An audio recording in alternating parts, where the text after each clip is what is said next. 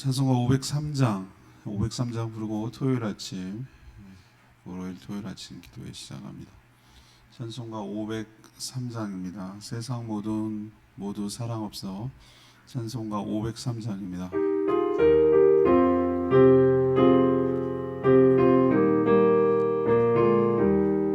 세상 모든 사랑 없어 냉랭함을 아느냐. 곳곳마다 사랑 없어 단식 소리뿐일세.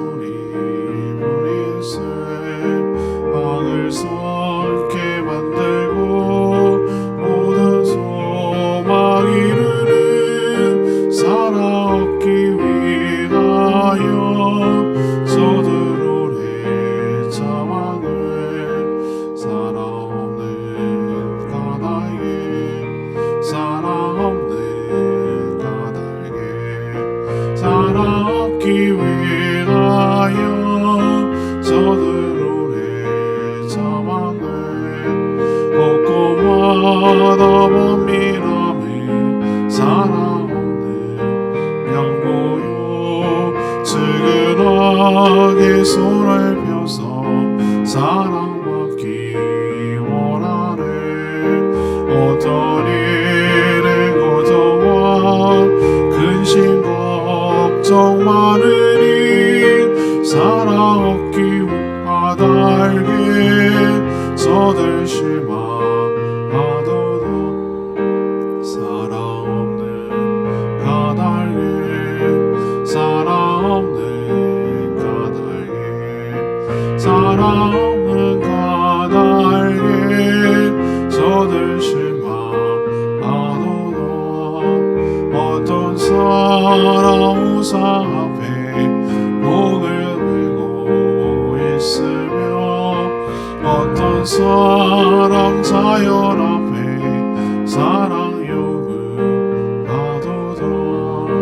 먼저 믿은 사람을 예수 사랑 가지고 나타내지 않으면 저들 실망하겠네. 예수 사랑 가지고 예수 사랑 가지고 나타내지 않으면 저들 실망하겠네. 기갈증에 있는 영혼 사랑받기 원하며 아이들도 소리 질러 사랑받기 원하네. 저들 소리 들으되 가서 도와줍시다. 만민 중에 나가서 예수 사랑 전하세. 예수 사랑 전하세. 예수 사랑 전하세. 만민 중에 나가서 예수 사랑 전하세. 찬양집 767장 찬양집 767장입니다. 너는 그리스도의 향기라. 767장입니다.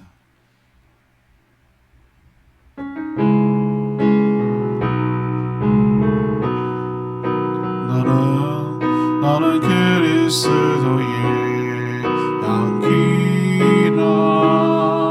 너는 그리스도의 편지라. 하나님 앞에서 그리스도의 향기니 너를 통해 생명이 흘러가리. 너를 통해 생명이 흘러가리. 다시 한번 하겠습니다. 너는 그리스도의 향기라. 너는 그리스도의 편지라. 하나님 앞에서 그리스도의 향기니 너를 통해 생명이 흘러가리. 너를 통해 생명이 흘러가리.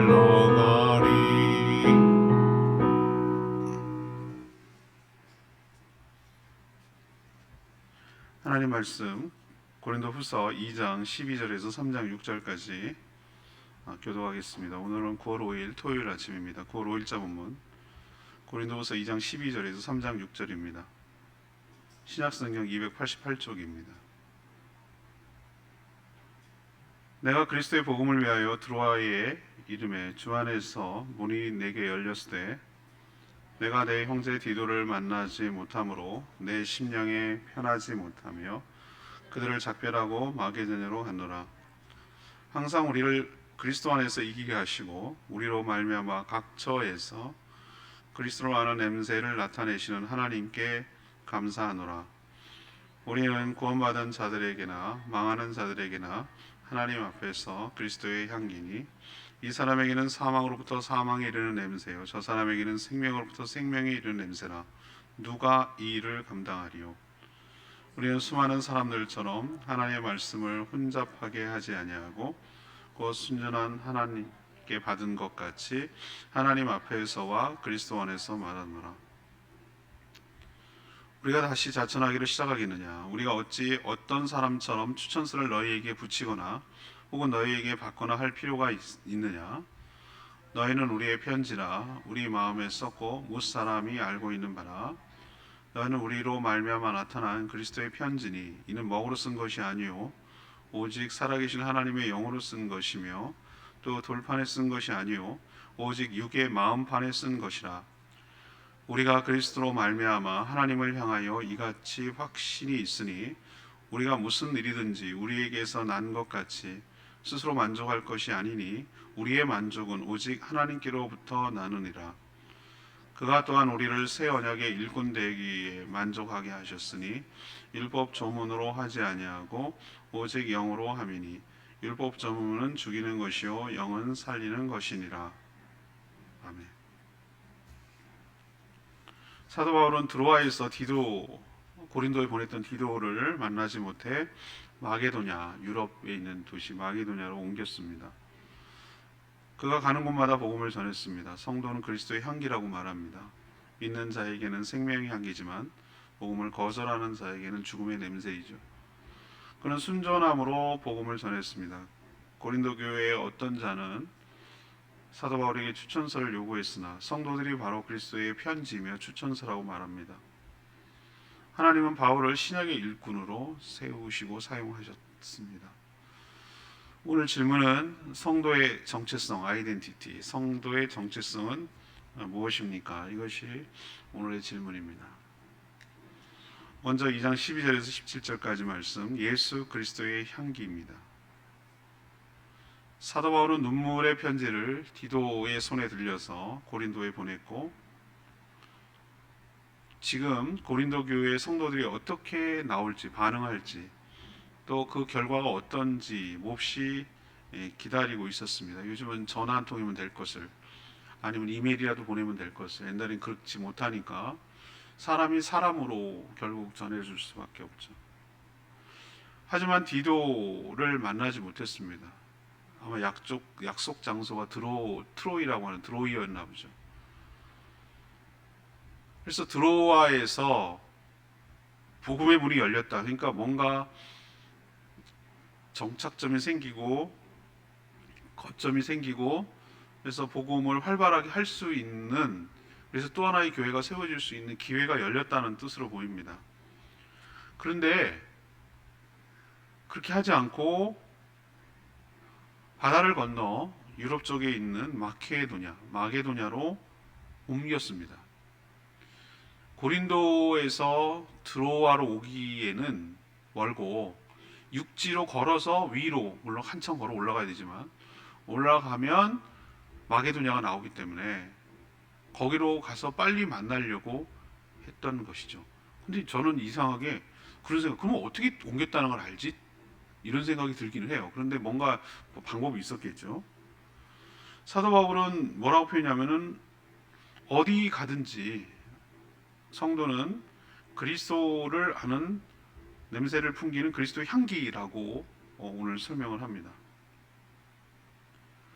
우리도 어떤 사람을 보면 저 사람 뭐 하는 사람이겠다라는 게 느낌이 오죠. 저 사람은 자동차 정비하는 사람이네. 저 사람은 보험하는 분이네. 저 사람은 캐셔네. 뭐 이런 식으로 느낌이 오잖아요, 그죠? 그 사람의 행동이나 말씨나 복장이나 이런 걸 보면은 느낌이 딱 온단 말이죠. 그런 것처럼 성도는 어떻게 살아야 되는가? 그리스도가 드러나는 그리스도의 향기로.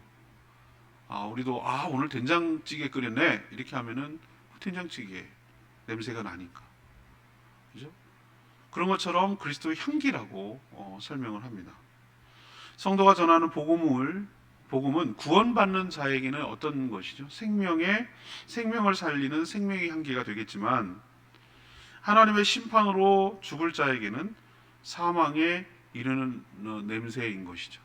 똑같은 것인데 다른 느낌으로 다가오는 거예요. 똑같은 복음을 전해도 누구에게는 생명의 말씀이지만 누구에게는 뭐죠? 심판과 죽음에 가져오는 것이죠. 복음이 생명을 살리는 하나님의 능력이지만 그렇다고 모든 자에게 기계적으로 그냥 적용되는 것은 아닙니다. 향기와 냄새는 좀 많은 차이가 있는데, 향기는 감추려해도 감춰지지가 않죠, 그죠? 그냥 자연스럽게 주변에 퍼집니다. 저도 그래서 지난번에 그 결혼식 예물 선물 받은 거, 아끼면 뭐예요? 제가 요즘 많이 생각이 드는 게, 아끼다 뭐 된다고? 있는 거는 씁니다. 저는 이제 쓰자. 뭐 얼마나 아끼면 뭐 할 건데. 그래서 좋은 거 있으면 쓰자. 또 좋은 거 생긴다. 이런 생각 가지고 있는 걸 다 씁니다.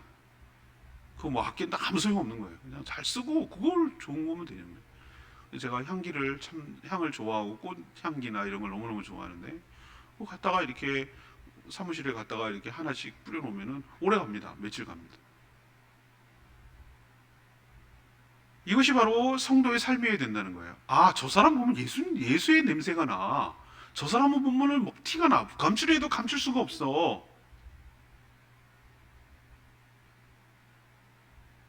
그래서 그리스도의 향기를 풍기며 살아가는 저와 여러분 되기를 원합니다. 이것을 썼을 때 사도 바울이 뭘 염두에 두냐면은, 로마 시대잖아요. 로마에서 전쟁에서 승리를 한단 말이에요. 파리 개선문이 로마의 개선문을 따와서 만든 거거든요. 그러면은 그 장군의 큰 업적을 기리기 위해서 그 장군이 승리했다, 그리고 이제 도착하는 데까지 배를 타고 와야 되니까 한참 걸리잖아요. 행진도 해야 되고. 개선문을 하나씩 만들어주는 거예요. 이게 승리의 문이에요, 승리. 제가 로마에 갔을 때, 그 옛 유적지에 갔을 때, AD 70년 그 팔레스타인 전쟁에서, 이스라엘과의 유대 전쟁에서 승리한 그 개선문, 티투스 당, 나중에 황제가 되는데, 그것을 개선문을 갖다가 해놓은 걸 봤단 말이죠. 콜로세움 이쪽 왼쪽에 있더라고요. 근데 그때 어떤 일이 벌어졌냐면은, 승리의 여신, 승리의 신 주피터인가 뭔가, 그 신을 경배하고 하기 위해서 뭘 피웠냐면 향을 피웠어요, 향을. 자, 그러면 그 향이 똑같은 향입니다. 그러면 승리한 개선장군이라고 그러죠. 장군이 개선문을 향해서 막 이제 저벅저벅 보면은, 길가에는 어떻게 합니까? 막 환호하고, 옛날에는 무역이 안 돼 있으니까 정상적이고 합법적인 거래가 되면 얼마나 좋겠어. 근데 다른 나라를 정복해서 조공을 받거나 빼앗거나, 이게 바로 무역이었단 말이에요.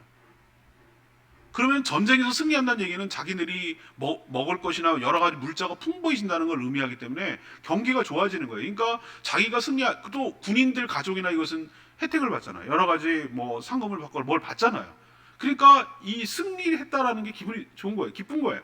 그래서 승리를 하는데 향이 나니까 그 향기를 멀리서부터 냄새를 맡아요. 그러면 승리하는 장군들 입장에서는 어떻게, 병사들 입장에서는 이거는 너무너무 기쁜 생명의 것이지만, 그러나 그 뒤에 줄줄줄줄 굴비처럼 따라오는 포로들, 개선문 이쪽 안쪽에 제가 유심히 봤다니까요. 유대인들의 상징인 매노라고 그러는 그 촛대, 7촛대를 들고 질질질질 끌려오는 유대인들을 부조로 그려놨어요. 이렇게 부조로 이렇게 해놨어요. 개선문 안쪽 그 터널 안쪽에. 그러면 줄줄줄줄 끌려오는 그들이 나중에 콜로세움 뭘 건설하는데도 투입이 되고 사자의 밥이 되기도 하고 나중에 그랬습니다. 크리스천들은. 그런데 줄줄줄 끌려오는 사람들도 냄새를 맡죠. 그 주피터 향기에 올리는 향을 맡을 거 아니에요. 그 사람들 입장에서는 어떻습니까? 이거는 죽음의 향, 죽음의 향이죠. 죽었어. 다 도달하면은 왕은 처형할 것이고 귀족들은 샘플로 죽일 거란 말이에요. 그죠? 승리를 자축하면서. 자, 여기서 착안을 해서 사도 바울이 지금 이 얘기를 하는 거예요. 우리가 전하는 복음은, 그리스도의 삶은, 그리스도라는 성도라는 정체성은 우리는 싫든 좋든 냄새를 감출래야 감출 수 없는 향기입니다. 그리스도의 향기입니다. 어떤 사람에게 있어서는 생명을 살리는 향기가 될 것입니다. 그러나 어떤 사람에게 있어서는 죽음의 향기가 냄새가 될 것입니다. 그러나 이것을 감출 수도 없지만 적극적으로 우리는 복음을 전해서 생명을 살리는 일에 힘써야 될 줄 압니다. 우리도 좋은 향수가 있으면 주변을 참 기분 좋게 하듯이, 좋은 꽃이 꽂혀 있으면 주변을 기쁘게 하고 좋은 향기가 나듯이 우리도 그리스도의 향기로 살아가기를 원합니다. 이것이 바로 첫 번째 사도 바울이 말하는 크리스찬의 아이덴티티, 정체성을 말하는 것이죠. 두 번째는 3장 1절에서 3절까지 말씀인데 예수 그리스도의 편지, 이게 두 번째 아이덴티티예요. 고린도 교회 일부 성도는 사도 바울이 사도로서 자격이 있는지 두고 시비를 걸었어요. 제가 말씀드렸죠. 문제도 많은 교회였다고. 그래서 그것에 대해서 강하게 책망을 했다고. 꼭 책망을 들으면 내가 그런 면이 있지라고 생각하는 사람들은 열에 9은 없어요. 열에 하나가 있을까? 원래 인간이 그래요, 본성이. 자기가 알면서도, 자기가 잘못했다고 알면서도 인정하고 싶지 않은 게 인간의 본성이에요. 그러니 당연히 온갖 트집을 잡고 온갖 시비를거리고 온갖 이렇게 곡해를 하고 온갖 음모를 하고 온갖 하겠죠. 그 중에 하나가, 여러 아이템 중에 하나가 있는데 여러 가지 시비거리가 있는데 네가 뭔 자격이 있냐, 사도가 자격이 있냐, 이거 시비거고, 이거는 근본을 거는 거예요. 다른 사도들과 달리 그는 누군가의 추천서가 없다라는 것을 그 근거로 들었어요. 사도 바울은 고린도 교회 당시에는 어떤 것이었죠? 추천서가 항상 있었어요. 우리는 그런 문화가 없습니다만 추천서를 워낙 잘 써주니까 저도 가끔 추천서를 써줘야 될 때 있을 때, 아니 그 사람 생각해가지고 그럼 막 써주냔 말이에요. 우리는 관계 문화이기 때문에 그게 어려워요. 근데 서양에서는 이게 워낙 오래됐기 때문에 그 사람을 지켜보고 그 사람의 상사나 이 사람이 아주 정말 리얼리티하게 그냥 실제적으로 씁니다. 장단점을 그대로 있는 대로 써서 그것을 보면 진짜 신빙성 있게 속일 수가 없도록 그렇게 하는 게 더 신뢰하도록 만드는. 우리는 관시라고 그래가지고 관계가 누구 알아? 그 사람 어때? 이렇게 하죠. 어떤 사람은 아느냐를 갖고 신뢰를 하죠. 공통점이 있어요. 다 어느 시대나 사람을 믿을 수 없으니까 어떤 관계를 타고 들어와야 서로 신뢰가 되지, 처음 보고 낯선 사람들은 경험해보지 못했으니까 경계한단 말이에요. 그래서 그 당시에 사람들, 특히 뭐 이렇게 연설을 해서 먹고 살고 뭐 사도랍시고 돌아다니는 사람들은 뭐 어디 믿을 만한 곳으로부터 추천서를 받아서 전달하고 이렇게 믿게끔 했다면, 근데 사도 바울은 그렇게 하지 않았어요. 그거 갖고 지금 시비를 거는 거예요. 사도 바울이 뭐라고 합니까? 추천서가 뭐가 필요했냐? 고린도 교회 성도들, 당신들이 바로 나의 추천서 아니냐? 이 얘기는 뭐죠? 자신이 예수 그리스도가 사도가 아니라면 복음을 전해서 고린도 교회가 세워질 수 있겠느냐는 거예요. 고린도 교회가 존재한다는 그 자체가 자기가 사도라는 증거 아니고 추천서 아니겠냐, 이런 논리예요. 맞죠? 그가 진짜 가짜 사도라면, 거짓 사도라면 어떻게 복음이 전해지고 사람이 변하고 그 한두 사람도 아니고 여러 사람이 세워져서 교회가 존재할 정도로 됐겠냐는 말이에요. 그 자체가 바로 증거인데 뭘 또 따로 추천서를 요구하느냐라고 지금 얘기를 하는 거예요. 반박을 하는 거예요. 사도 바울은 자신의 추천서는 눈에 보이는 종이로 된, 먹으로 쓴, 양피지에 쓴 뭐 이런 추천서가 아니라 하나님의 영으로 성도들의 마음판에 쓴 것이라고 오늘 대답하고 있습니다. 그러니 그들이 요구하는 종이로 된 추천서가 왜 필요하냐고 되묻고 있어요. 고린도 교회는 사도 바울의 사역의 열매인 동시에 그가 하나님이 세운 예수 그리스도의 사도라는 증거이기도 합니다. 여기서 우리는 알 수 있어요. 아이덴티티 두 번째, 성도의 또 다른 정체성은 바로 그리스도의 편지인 줄로 믿습니다. 성도의 삶에는 세상에게 보내는 하나님의 메시지가 담겨 있어야 돼요. 어떻게 살라고. 노아 시대 보십시오. 그 악한 시대의 노아의 삶은 하나님의 편지였어요. 그의 삶이 하나님의 메시지를 보여주는 거예요. 하나님께서 이 세상을 물론 심판할 것이다. 그것을 대비하고 믿고 대비하는 자에게는 구원이 있다라는 삶을 보여주는 거예요. 메시지를, 이 시대를 보여주는 거예요. 우리도 두 번째로, 성도의 정체성 두 번째로, 앞에는 그리스도의 향기라고 말해요. 두 번째는 하나님이 쓴 우리 삶을 통해 그리스도의 메시지, 하나님의 메시지, 편지임을 기억하시고 우리의 언행, 말과 행동을 통해 하나님이 이 세상을 향해서 어떻게 생각하시는지, 얼마나 사랑하는지, 얼마나 돌아오기를 원하는지, 얼마나 기회를 주고 계신지, 얼마나 참고 계신지, 은혜가 얼마나 풍성하신지, 그리고 여기가 전부가 아닌 것을 우리의 다양한 하나님의 메시지가 우리의 삶을 통해 드러나고 표현되고 알려지고 읽혀지기를 간절히 원합니다. 이것이 바로 두 번째 정체성. 세 번째 정체성은 3장 4절에서 6절까지 말씀. 예수 그리스도의 일꾼이라는 것이죠. 4절에서 사도 바울은 자신이 사도라는 사실은 예수 그리스도로 말미암아 하나님을 향해 확신한다, 이렇게까지 말을 하고 있습니다. 자신이 사도라는 사실은 자기 스스로 자화자찬하는 것이 아니라 5절에 있는 말씀대로 오직 하나님께로부터 나왔다라고 말합니다. 그가 이렇게 말한 것은 신약 곳곳에서 간증한 것처럼 그가 예수 그리스도를 다메섹 도상에서 가는 길에, 다메섹으로 가는 길에 인격적으로 만났어요. 주여 뉘시오니까 네가 핍박하는 예수라. 만났어요. 음성을 들었어요. 빛으로 다가오셨어요. 그가 거기서 꼬꾸라졌어요. 그리고 완전히 변했어요. 완전히 변했어요.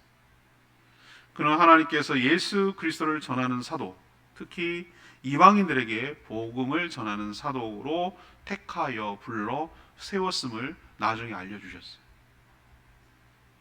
그는 자신만 아니라 모든 성도들이 이 새 언약이 신약이죠.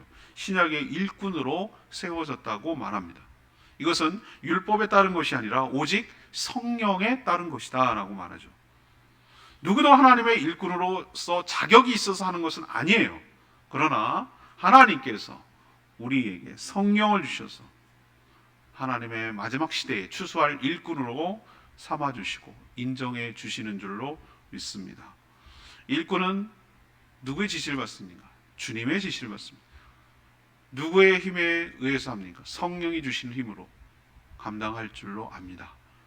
우리가 잊지 말아야 될 세 번째 정체성, 우리는 하나님께서 이 마지막 대추수의 시대에 하나님 나라 완성을 위해서 존귀하게 쓰임 받도록 불러 세워주신 주의 일꾼임을 잊지 않는 저와 여러분 되기를 소망합니다.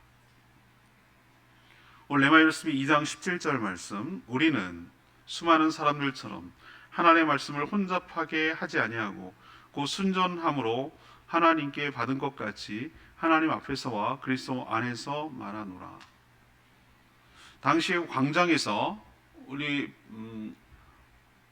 아레오바고라는 아크로폴리스라는 서울대 그 광장 캠퍼스 안에 광장 이름이 아크로폴리스 이건데 어디서 따왔냐면 아테네에 있는 소피스트라고 철학을 사랑하는 철학자들 말하는데 뭐 우리가 알고 있는 뭐 소크라테스니 뭐 플라톤이 이런 사람들이 그 광장에서 그 이렇게 단에 올라서 거기 전 그리스에 가봤을 때 그 바위 위에 있고 아테네 신전 파노테노 신전인가 거기 앞에 이렇게 광장이 있고 얼마나 사람들이 많이 되는지 반짝반짝 지금 몇천 년 동안 닦고 나가서 바위가 매끌매끌할 거기 광장 그 바위 있는 것을 봤어요.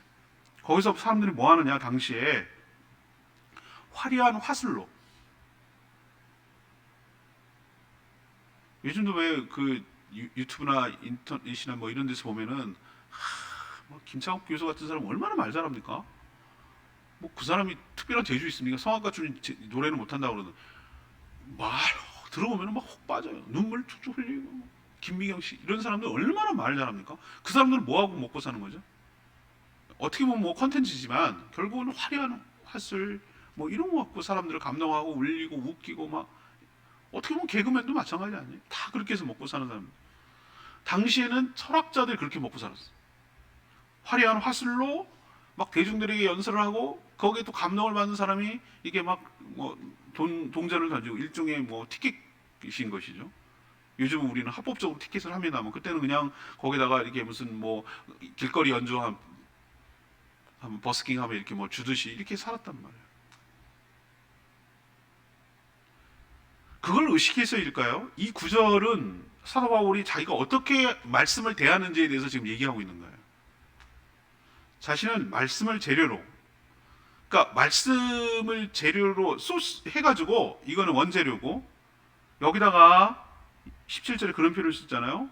다른 수많은 사람들처럼, 다른 소피스트들처럼 하나님의 말씀을 혼잡하게 이것저것 막 섞어가지고 혼잡하게 칵테일처럼 해가지고 이렇게 그들에게 맛좋게 전달해서 먹고 살아가는 그런 사람들이 아닙니다라고 얘기하는 거예요. 지금 그 얘기를 하려고 하는 거예요.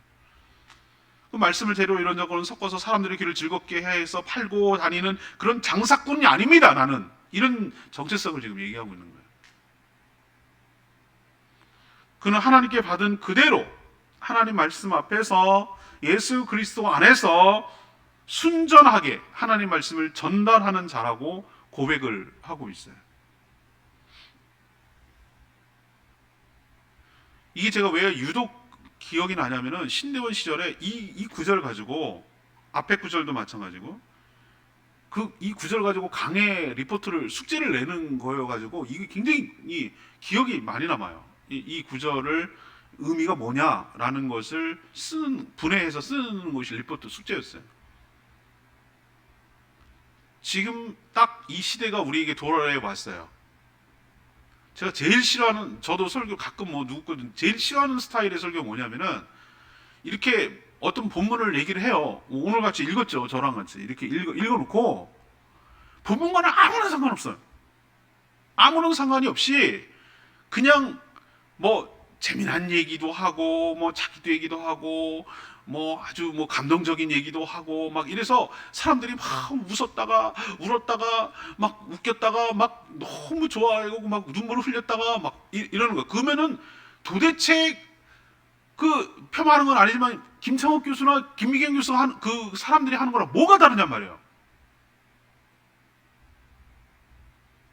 사람의 귀를 즐겁게 하고 자기 먹고 사는 직업으로 하는 것이냐 라는 걸 하면 뭐가 다르냐 말이에요. 당시에 그 사도 바울이 활동했던 소피스트들과 뭐가 다르냐는 거예요. 그거를 의식해서 차별화, 난 그런 사람 아니다 라는 걸 하기 위해서 얘기하는 것 아니겠어요? 저는 처음부터 목사가 될 때부터 무슨 마음을 결심을 했냐면 하나님 말씀 자체에 생명이 있고 능력이 있고 진리인 것을 확신해요. 저는 전달하는 게 좀 어설프고 모양이 예쁜 접시였으면 좋겠어요. 그럼 먹기도 좋고 뭐 그런 걸 데코레이션도 굉장히 중요하긴 해요.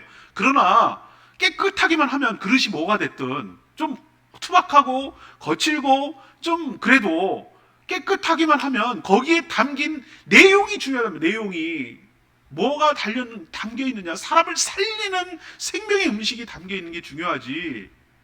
겉으로 화려하고 한데 정말 영양가 없고 아니면 정크푸드처럼 오히려 더 사람을 해롭게 하는, 맛은 좋은데 사람을 해롭게 하는 그런 음식을 그게 나은 것이냐. 이것저것 막 섞어가지고 막 정말 기가 막히게 만들어가지고 맛좋게 만들어가지고 이렇게 해가지고 하면은 맛은 좋고 막 좋아는 하는데 사실 몸에는 안 좋아. 건강에도 안 좋고. 그런 것을 하는 거냐. 아니면 정말 담백하고 별 맛은 없어 심심하고 그러나 정말 사람에게 필요하고 꼭 중요한 건강한 음식을 먹이는 게 중요하냐. 전 당연히 사도 바울의 말을 따르는 사람이에요. 가급적이면 가공하지 않고 가급적이면 말씀 자체에 능력이 있음을 믿고 말씀 자체를 그대로 잘 커팅하고, 가장 못하는 요리사가 재료의 본연의 맛을 다 잃어버리게 만들고, 이게 뭐 어떤 재료를 썼든 상관없이 자기만의 맛이 나는 건 저는 아니라고 생각해요. 정말 좋은 재료 요리사는 재료의 본연의 것을 상하게 하지 않으면서 잘 드러내면서도 먹기 좋게 그렇게 커팅하고 하는 요리가 전 잘 하는 거라고 생각해요.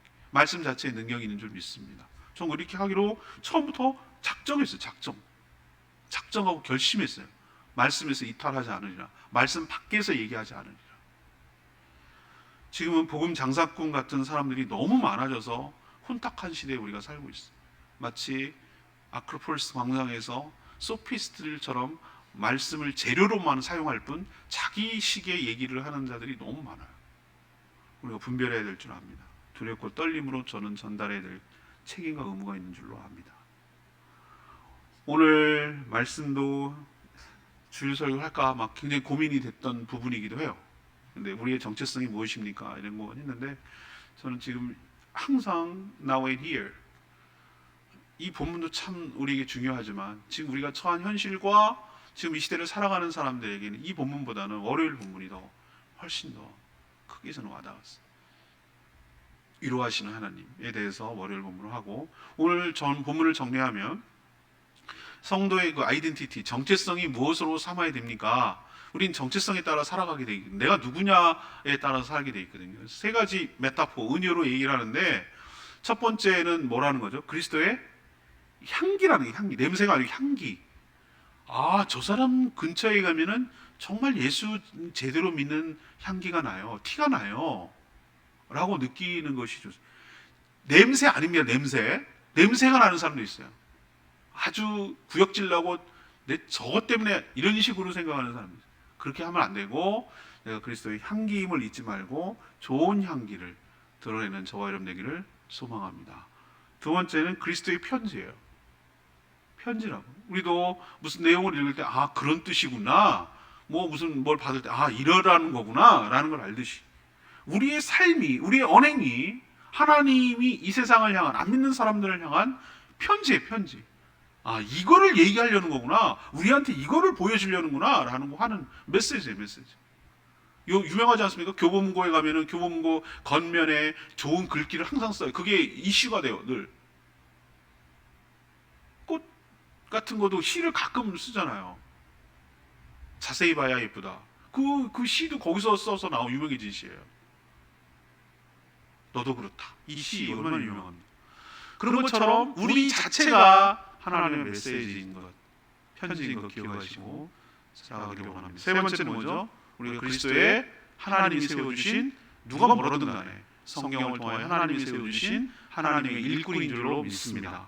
그러니까 저 같은 계자만 일꾼이 아니라는 말이에요. 하나님은 모든 성도들을 하나님의 자녀로 삼고 백성으로 삼아주시고 또 동시에 일꾼, 여러 가지 의미가 함축되어 있어요. 우리는. 그래서 주님 오시는 그날까지, 하나님 우리를 불러가시는 그날까지 뭘 해야 되는가? 그만하라고 할 때 그 때까지, 더 하고 싶어도 못할 때까지 우리가 열심히 주의 일을 감당하는 일꾼으로 살아가야 될 줄로 믿습니다. 오늘 말씀 붙들고 기도하기 전에 767장 부르고 기도합니다.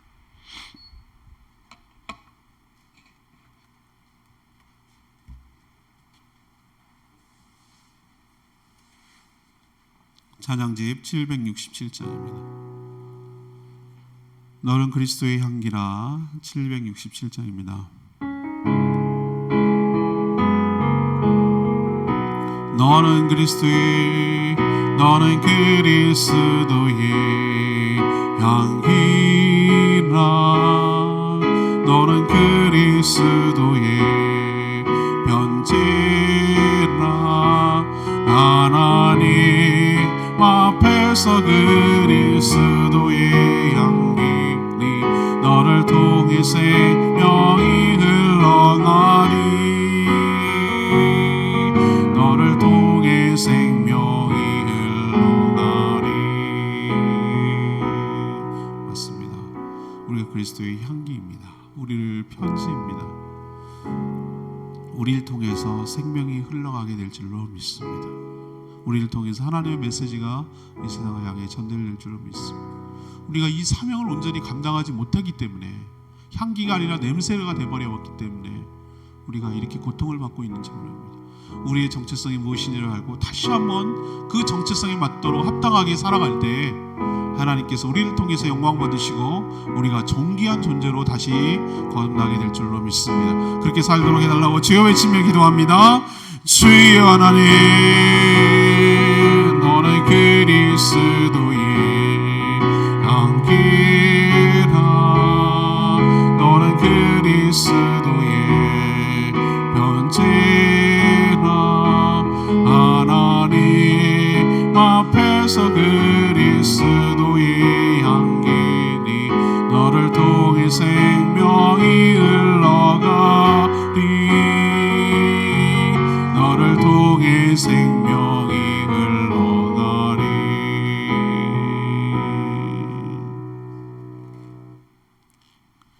하나님, 저희가 누구인지 자기 정체성을 잊지 않게 하여 주시옵소서. 예수 그리스도의 향기임을 믿습니다. 우리 삶에서 예수 그리스도가 보이게 하여 주시옵소서. 향기를 통해 구원에 이르는 생명의 향기가 되게 하여 주시옵소서. 우리 안에 성령을 주셔서 그리스도의 편지로 삼아 주시니 감사합니다. 우리의 말과 행동이 예수 그리스도의 편지가 되어 전달되게 하여 주시옵소서. 우리처럼 미약한 자에게 성령을 주셔서 새 언약의 일꾼으로 삼아 주시니 감사합니다. 하나님이 불러 주셨으니 하나님이 책임져 주실 줄로 믿습니다. 이처럼 우리에게 주신 정체성에 맞도록 살아가는 저희들 되게 하여 주시옵소서. 오늘도 하나님 앞에 간구하는 기도 주님께서 응답하여 주시옵소서. 정말 온전히 예배드리지 못한, 그리고 생활에 제약을 받는 여러 가지 어렵고 힘든 상황에 우리가 처해 있습니다. 주님, 저희를 불쌍히 여겨주시고 긍휼히 여겨주셔서 모든 것이 속히 회복되는 날이 와서 자유롭게 일상을 살며 예배드릴 수 있도록 은혜 베풀어 주시옵소서. 내일 하나님 거룩한 주일, 우리 모든 성도들이 예배를 사모하는 마음으로 참된 예배자로 서게 하여 주시고, 오직 어디서 무엇을 하든지 하나님을 먼저 경배하며 찬양하며 예배할 수 있도록 은혜 베풀어 주시고, 이 모든 질병이 속히 떠나가고 일상이 되찾아질 수 있도록 은혜 베풀어 주시옵소서. 또 태풍이 다가옵니다. 주님 긍휼히 여겨주시고 하나님 연약한 저희들을 지켜 보호하여 주시옵소서. 오늘도 주일을 준비하는 모든 손길을 복내려 주시고 은혜로 가득 채워 주시옵소서. 주님께 모든 것 맡겨오고 예수 그리스도의 이름으로 축복하며 기도합니다. 아멘. 오늘 하루도 주님의 은혜 가운데 살아가는 복된 하루 되기를 축복합니다. 충분히 기도하고 하루 시작하겠습니다.